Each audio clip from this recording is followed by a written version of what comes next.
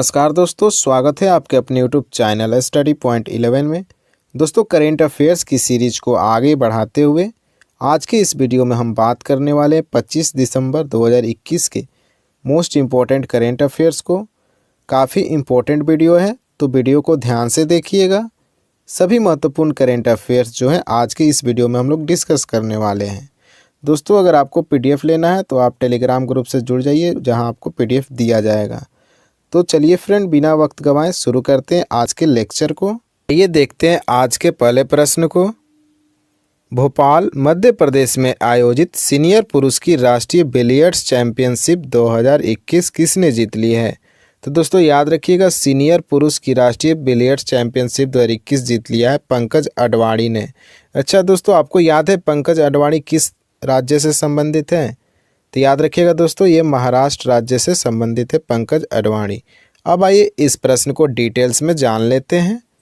दिसंबर 2021 में अपने साथी ध्रुव सितवाला को सर्वश्रेष्ठ 9 गेम फाइनल में 5-2 से हराकर पंकज अडवाणी ने अपना 11वां राष्ट्रीय बिलियर्ड्स खिताब जीत लिया है। ये आपको ध्यान में रखना है। यह उनका कुल मिलाकर 35वां खिताब है। ये भी बहुत इंपॉर्टेंट प्रश्न है। International billiards and snooker federation यानी IBSF के बारे में आइए जान लेते हैं। एक ऐसा संगठन है जो दुनिया भर में गैर पेशेवर स्नूकर और अंग्रेजी बिलियर्ड्स को नियंत्रित करता है। मतलब जितने भी स्नूकर्स गेम होते हैं ये IBSF के अंतर्गत ही आते हैं। मुख्यालय की बात करें तो दोहा कतर में है। स्थापना 1971 में। कतर के याद रखिएगा राष्ट्रपति कौन है? मुबारक अल खयारिन, जो कि कतर के राष्ट्रपति हैं। तो इतना आपको इस प्रश्न से याद रखना है। पंकज अडवाणी के द्वारा यह सीरीज जीत लिया गया है। अब आइए अगले प्रश्न को देख लेते हैं। केंद्रीय इलेक्ट्रॉनिक्स सूचना प्रौद्योगिकी राज्य मंत्री राजीव चंद्रशेखर ने दिसंबर 2021 में किस राज्य में 7 नए इंटरनेट एक्सचेंज नोड्स लॉन्च की है? तो दोस्तों बहुत चर्चे में रहा है ये। याद रखिएगा, उत्तर प्रदेश में 7 नए इंटरनेट एक्सचेंज नोड्स की लॉन्च की गई है। आइए अब इस प्रश्न को डिटेल्स में जान लेते हैं। इससे पहले आपको बता दें कि उत्तर प्रदेश के CM कौन है? याद रखिएगा आदित्यनाथ योगी। राज्यपाल की बात करें तो आनंदीबेन पटेल। अब आइए इस प्रश्न के डिटेल्स को देख लेते हैं। केंद्रीय इलेक्ट्रॉनिक्स सूचना प्रौद्योगिकी राज्य मंत्री राजीव चंद्रशेखर ने 23 दिसंबर 2021 को उत्तर प्रदेश में 7 नए इंटरनेट एक्सचेंज नोड्स लॉन्च किए हैं। अच्छा, कहाँ कहाँ किया गया है ये भी आपको याद रखना है। तो मेरठ, आगरा, कानपुर, लखनऊ, प्रयागराज, वाराणसी और गोरखपुर में ये स्थित होंगे। ये आपको ध्यान में रखना है। बात करें अब उत्तर प्रदेश की, तो जिलों की संख्या 75 है। राज्यसभा की सीटों की बात करें तो 31, लोकसभा की सीटों की बात करें तो 80 और राजकीय पशु याद रखिएगा बारहसिंगा, जो कि बार बार पेपर में पूछा जाता है। राज्य पक्षी की बात करें तो सारस, क्रेन। राष्ट्रीय उद्यान दुधवा राष्ट्रीय उद्यान, ये आपको एकदम याद रहना चाहिए। दुधवा राष्ट्रीय उद्यान जो कि उत्तर प्रदेश में स्थित है। बांध की बात करें तो गोविंद बल्लभ पंत सागर बांध, जो कि रिहंद नदी पे स्थित है। ये भी आपको याद रखना है। अब आइए अगले प्रश्न पे चलते हैं। किस शहर में प्रधानमंत्री नरेंद्र मोदी ने दिसंबर 2021 में बनास डेयरी काशी संकुल कॉम्प्लेक्स और बायोगैस आधारित बिजली उत्पादन संयंत्र की आधारशिला रखी है? तो दोस्तों ये बहुत इंपॉर्टेंट करंट अफेयर है। हो सकता है आपके रेलवे और NTPC का जो एग्ज़ाम होने वाला है उसमें पूछ लिया जाए। तो याद रखिएगा दोस्तों, इसका आधारशिला रखा गया है वाराणसी में नरेंद्र मोदी जी के द्वारा। ऐसे भी आप याद रख सकते हैं, बनास मतलब बनास और याद रखिएगा वाराणसी सेम नेम के जैसा है, तो ऐसे भी रिलेट करके आप याद कर सकते हैं। अब आइए इसके बारे में पूरा डिटेल्स जान लेते हैं। प्रधानमंत्री नरेंद्र मोदी जी ने वाराणसी में उत्तर प्रदेश राज्य औद्योगिक विकास प्राधिकरण फूड पार्क में बनास डेयरी काशी संकुल कॉम्प्लेक्स की आधारशिला रखी है। डेयरी लगभग 475 करोड़ की लागत से बनाई जाएगी और इसमें प्रतिदिन 5 लाख लीटर दूध को संसाधित करने की क्षमता होगी। ये आपको ध्यान में रखना है। उन्होंने बायोगैस आधारित बिजली उत्पादन संयंत्र की आधारशिला भी रख दी है। ये भी आपको याद रखना है। तो आइए अब अगले प्रश्न पे चलते हैं दोस्तों। दिसंबर 2021 की फीफा की 2022 के लिए अंतर्राष्ट्रीय सूची में कितने भारतीय रेफरी चुने गए हैं? तो मोस्ट इम्पोर्टेंट करंट अफेयर्स है, क्योंकि भारतीय रेफरी को इसमें चुना गया है दोस्तों। इसका राइट आंसर हो जाएगा 18। याद रखिएगा 18 भारतीय रेफरी को जो 2022 में फीफा वर्ल्ड कप होने वाला है उसमें शामिल किया गया है। अच्छा, बात है फीफा के, तो आइए फीफा के बारे में जानकारी ले लेते हैं। 2018 का फीफा विश्व कप कहाँ हुआ था? तो दोस्तों याद रखिएगा रूस में इसका आयोजन किया गया था। बात करें विजेता कौन रहा था, तो फ्रांस रहा था। ये भी आपको ध्यान में रखना है कि 2018 का फीफा वर्ल्ड कप कौन जीता है? फ्रांस ने। अच्छा, हारा कौन था फाइनल में? क्रोएशिया। ये भी आपको याद रखना है, क्रोएशिया हारा हुआ था। बात करें गोल्डन बॉल अवार्ड किसको मिला था? तो याद रखिएगा लुक्का मैड्रिड को मिला था गोल्डन बॉल अवार्ड, जो कि क्रोएशिया के एक प्लेयर हैं। ये भी आपको ध्यान में रखना है। बात करें गोल्डन शू अवार्ड इसमें दोस्तों दिया जाता है, तो गोल्डन शू अवार्ड दिया गया था हैरी केन को, जिन्होंने पूरे टूर्नामेंट में 6 गोल किए थे। और कहाँ के हैं ये? इंग्लैंड के हैं। ये भी आपको ध्यान में रखना है दोस्तों। अब आइए इस प्रश्न के बारे में जानते हैं। तो अखिल भारतीय फुटबॉल महासंघ ने घोषणा की कि 2022 के लिए फीफा रेफरी अंतर्राष्ट्रीय सूची में 18 भारतीय रेफरी चुने जाएंगे, जिनमें 4 महिला होंगी और 14 पुरुष होंगे। 4 और 14 मिलाकर टोटल 18 रेफरी जो हैं भारतीय होंगे फीफा वर्ल्ड कप में। अच्छा, 2022 का फीफा वर्ल्ड कप होने वाला कहाँ है? याद रखिएगा दोस्तों ये कतर में होने वाला है। ये भी आपको याद रखना है। अब आइए अगले प्रश्न पे चलते हैं। दिसंबर 2021 में निम्न में से किस राज्य ने अनारक्षित वर्गों के लिए राज्य सामान्य श्रेणी आयोग की स्थापना की है? तो दोस्तों याद रखिएगा दिसंबर 2021 में, मतलब हाल ही में, किस राज्य ने अनारक्षित वर्गों के लिए राज्य सामान्य श्रेणी आयोग की स्थापना की है? तो इसका राइट आंसर हो जाएगा पंजाब। ये पंजाब के द्वारा स्थापना किया गया है। बात आई है पंजाब की, तो आइए पंजाब के बारे में जान लेते हैं। यहाँ के सीएम कौन है? तो याद रखिएगा चरणजीत सिंह चन्नी है सीएम। राज्यपाल की बात करें दोस्तों, आप लोग को राज्यपाल और सीएम याद रखना है क्योंकि एग्जाम में पूछा जाएगा।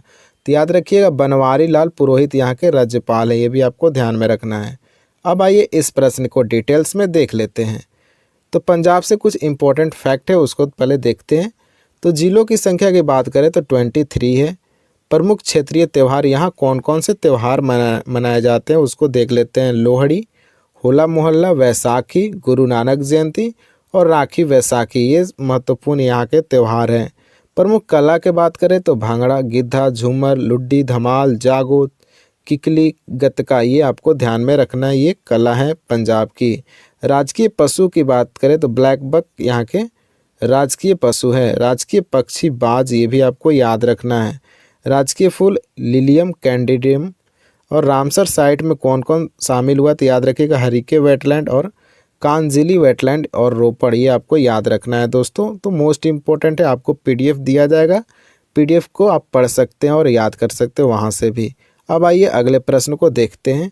दिसंबर 2021 में निम्नलिखित में से किस राज्य ने समाचार पत्र हॉकरों को 6,000 रुपये की विशेष कोविड सहायता वितरित की है?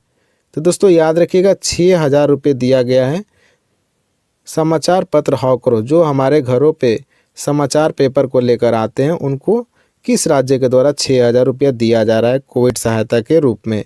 तो याद रखिएगा उड़ीसा सरकार ने ये फैसला किया है कि 6,000 रुपया समाचार पत्र हॉकरों को दिया जाएगा। अब आइए उड़ीसा के बारे में जान लेते हैं। तो दोस्तों उड़ीसा के मुख्यमंत्री है नवीन पटनायक, आपको याद रखना है। बात करें यहाँ के गवर्नर की तो गणेशी लाल हैं, ये भी आपको ध्यान में रखना है। गणेशी लाल यहाँ के गवर्नर हैं। अब आइए इस प्रश्न को डिटेल्स में देख लेते हैं। तो सूचना और जनसंपर्क विभाग उड़ीसा ने राज्य में 7300 हॉकरों का डिजिटल डेटाबेस तैयार और पंजीकृत किया है। बात आई है उड़ीसा की, तो आइए उड़ीसा के बारे में सारा का सारा डिटेल्स देख लेते हैं। तो उड़ीसा में जिलों की संख्या 30 है, ये भी आपको याद रखना है।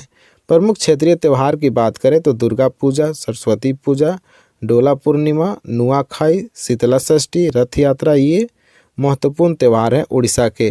प्रमुख नृत्य की बात करें तो ओडिसी, छऊ नृत्य, मेधा नाचा, डंडा नाटा, चंगू नृत्य, कर्म नृत्य, चैती घोड़ा, घोड़ा नृत्य, ये आपको ध्यान में रखना है, उड़ीसा के महत्वपूर्ण नृत्य हैं और इसी से प्रश्न बनते हैं एग्जाम में, ये भी आपको ध्यान में रखना है।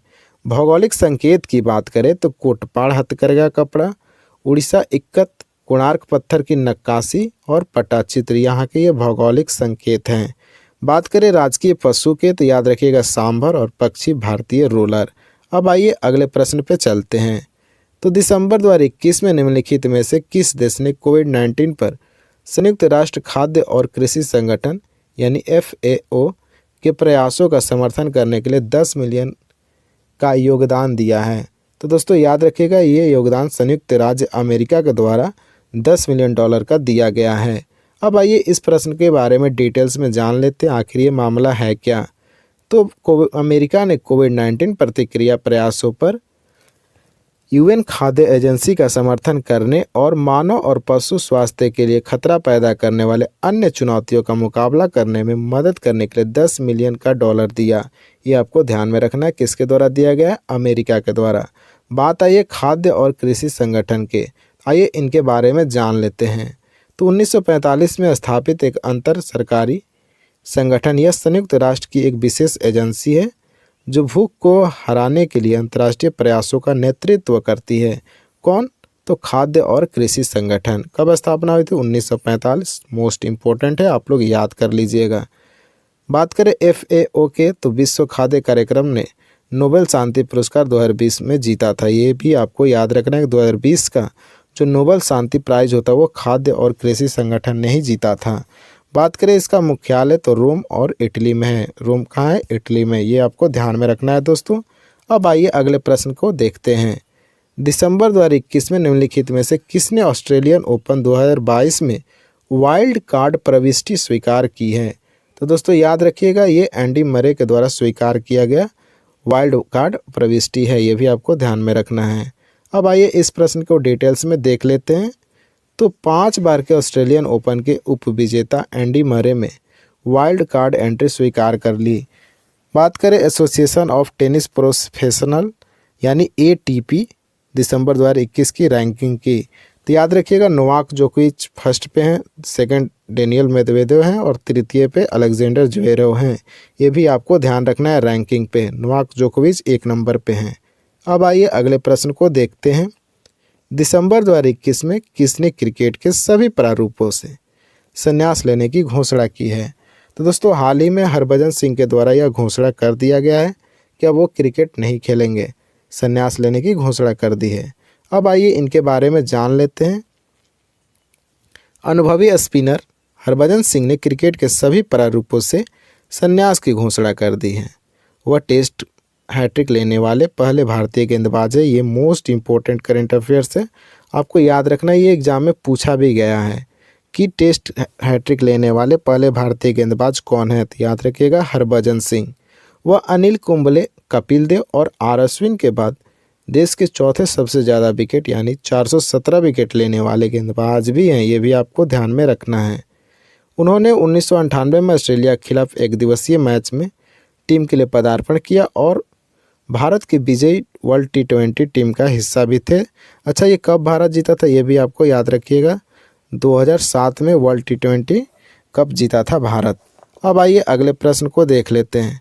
उससे पहले हाल ही में कुछ क्रिकेटरों ने संन्यास लिया, उनके बारे में देख लेते हैं। तो बांग्लादेश के बल्लेबाज मोहम्मदुल्लाह रियाद ने 12 साल के करियर के बाद 24 नवंबर 2021 को टेस्ट क्रिकेट से संन्यास की घोषणा की है। AB डिविलियर्स ने नवंबर 2021 में क्रिकेट के सभी प्रारूपों से संन्यास लेने की घोषणा की। पाकिस्तान के तेज गेंदबाज उस्मान खान सिनवारी 16 नवंबर 2021 को टेस्ट क्रिकेट से संन्यास लेने की घोषणा की है। वेस्टइंडीज़ के नवंबर 2021 में ऑस्ट्रेलिया के खिलाफ अपना आखिरी T20 विश्व कप खेलने के बाद डेविन ब्रावो अंतर्राष्ट्रीय क्रिकेट से संन्यास ले लेंगे, ये भी आपको ध्यान में रखना है और उन्होंने फैसला ले भी लिया है। अब आइए अगले प्रश्न पे चलते। आज का हमारा ये अंतिम प्रश्न है, आप लोग ध्यान से सुनिएगा। तो जैक डोर्सी ने नवंबर 2021 में निम्नलिखित में से किसका CEO के रूप में पद छोड़ दिया? तो दोस्तों याद रखिएगा जैक डोर्सी जो है ये ट्विटर के CEO थे और इन्होंने हाल ही में ये पद को छोड़ दिया है। तो आइए अब इस प्रश्न के बारे में डिटेल्स में जान लेते हैं क्योंकि बहुत रोचक प्रश्न है। तो उनका स्थान ट्विटर के वर्तमान मुख्य प्रौद्योगिकी अधिकारी और पूर्व IIT बॉम्बे के पूर्व छात्र पराग अग्रवाल ने ले लिया है। ये भी आपको ध्यान में रखिएगा कि ट्विटर का CEO कौन बन गए? पराग अग्रवाल। ट्विटर की स्थापना की बात करें तो 21 मार्च 2006 को की गई थी ट्विटर की स्थापना और इसका मुख्यालय है सैन फ्रांसिस्को, कैलिफोर्निया, संयुक्त राज्य अमेरिका में। ये आपको ध्यान में रखना है। ट्विटर की स्थापना इम्पोर्टेंट है 2006 में। और अभी कौन है CEO? तो पराग अग्रवाल। किसने इस्तीफा दिया? तो जैक डॉर्सी। ये भी आपको ध्यान में रखना है। अब आइए कल के प्रश्न जो आप लोग को दिया गया था। गिरीश टी नानावती का दिसंबर 2021 में निधन हो गया। वे निम्नलिखित में से किस क्षेत्र से संबंधित थे? दोस्तों अगर आपने अभी तक चैनल को सब्सक्राइब नहीं किया है तो प्लीज़ दोस्तों आप लोग चैनल को सब्सक्राइब कर लीजिए और बेल आइकन को क्लिक कर लीजिए और अपने स्टडी ग्रुप में ज़रूर शेयर कीजिए वीडियो को। तो इसका राइट आंसर था न्यायतंत्र, जो कि काफ़ी सारे दोस्तों ने सही आंसर दिया। अब आइए दोस्तों आज के प्रश्न को देख लेते हैं। हुंडई मोटर इंडिया लिमिटेड ने दिसंबर 2021 में किसे ब्रांड एम्बेसडर के रूप में नियुक्त किया? तो दोस्तों ऑप्शन है अदिति अशोक, साक्षी मलिक, सानिया शर्मा, नेहा त्रिपाठी। आप लोगों को कमेंट बॉक्स में फिर से आंसर देना है। तब तक के लिए थैंक यू।